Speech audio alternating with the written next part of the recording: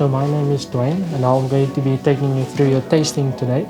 So the first one that you have on your left-hand side is your copper, which is a very oily and fatty wine, and that's the neck part of your pork.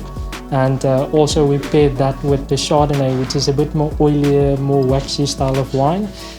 Very, very, beautiful wine. Loads of beautiful flavors on it, like all your citrus flavors. Loads of vanilla. It's 100% oaked as well. And that's a wine that you can still, drink now or over the next 5-7 years still. And this is one of the winemaker's favorite wines.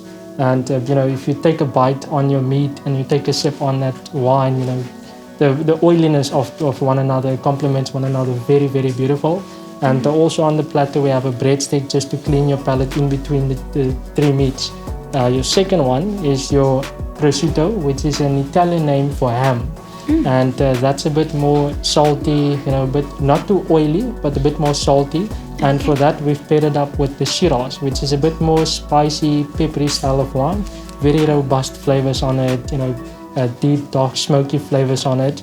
And the flavors of the Shiraz, that pepperiness of the Shiraz and the saltiness of your meat, blends one another. Very beautiful.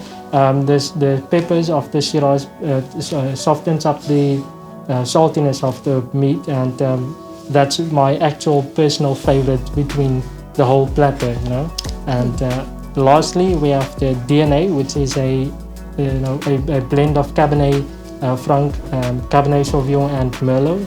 The percentages is 68 Cab Franc, 25% Merlot, and then a small bit of Cabernet Sauvignon, which is 7%.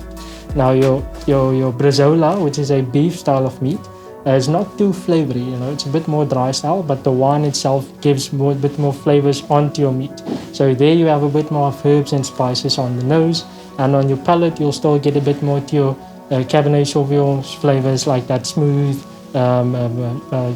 brown, ground earthy taste on it. Those two are one another very beautiful with each other, and the flavors of the DNA is very beautiful. Also, the name of the wine is very, very unique. It was developed by the previous managing director, which is Don, and the winemaker's name is Andre. So DNA stands for Don and Andre. And also on the label of the wine, they have the winemaker's thumbprint on it, and saying thank you for supporting Vergelegen and also buying it. And also on the cap they have the 3 different DNA symbols, and that's also telling you a bit more about the blends in the wine itself. Fantastic. Awesome. Thank you so much, Dwayne. It's a pleasure. I want you to enjoy it. Perfect. Thank you.